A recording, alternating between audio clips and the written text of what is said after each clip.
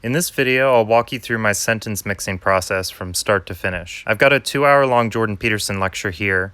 The first thing I'll do is create a transcript of the video so I know what words he says and when he says them. To do this, in Premiere, go to Window and then Text to make a transcription. A new panel should appear here. Then on the Transcript tab, select Transcribe Sequence. When the transcription is finished, I'll press Command-N to create a new sequence, which I'll name Edit. This is where I'll put my clips so that the original video remains intact. For more precise editing, make sure both sequences are set to the highest frame rate possible, in my case 60 frames per second.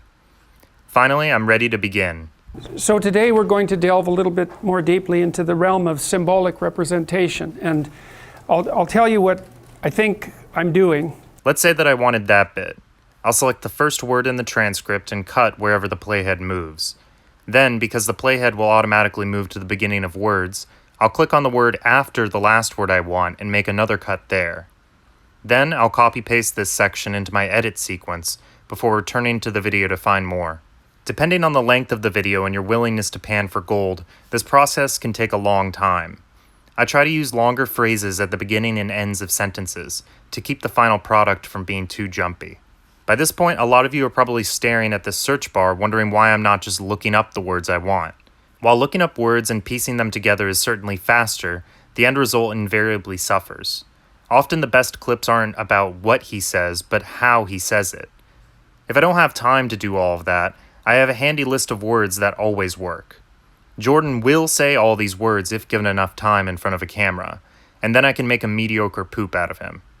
Jordan, for example, said these words in the lecture I'm editing, and I was able to easily reconstruct these words by combining just 2 phrases. After sitting through 2 fucking hours of Jordan Peterson, I now have this mess of clips. What I'm going to do now is watch through these and pull the ones that give me immediate inspiration for jokes. I'll tell you what I think I'm doing. You are one miserable thing. Your girlfriend is like your mother. I don't want to have anything to do with women. These were my favorite clips I was able to pull. I moved them over here to separate them from the pile, and all the way to the left here I have a few clips which I'm going to use to construct my first joke. The Nazis were unbelievably great, Nazi-like. Like, what the hell is that? Look at me, My thinking here is that I can get Jordan to praise the Nazis and then say, look at me, I'm Hitler. So I'm going to go back to the lecture sequence and search for every time he says Hitler. Hitler co-created Hitler. This one sounds pretty good. Let's bring it in and see how it sounds.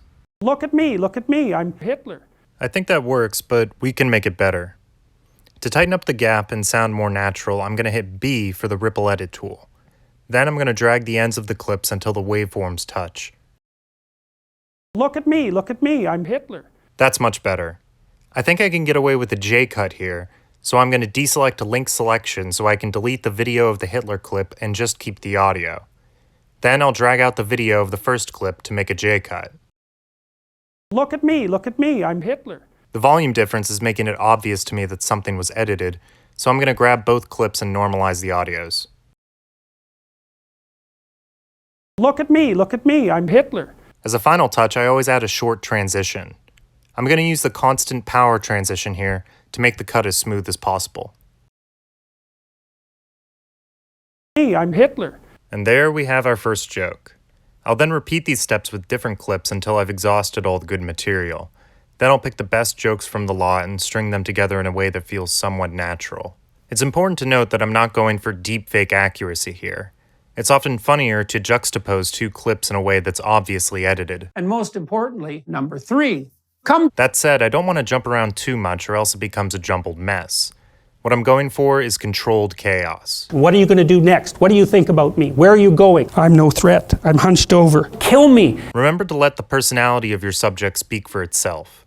The audience will always be caught off guard by a clip that requires no editing to make funny. I'll splash you with icy and salty slush as I drive by in my Ford Bronco SUV. Don't make the speaker into a puppet whose words you over-edit to follow a script.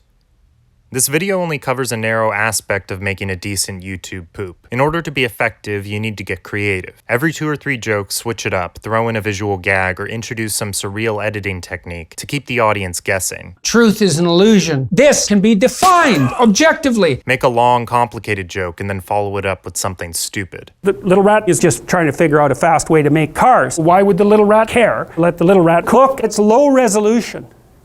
It's low resolution. Or use silence to really emphasize a joke's punchline. I used to have unrestrained sexual intercourse with a multitude of partners. And what happened? AIDS. Most of this boils down to basic rules of comedy, which I believe anybody can learn. And as long as you have a good sense of humor and the editing chops to make it happen, I believe anyone can make a good YouTube poop.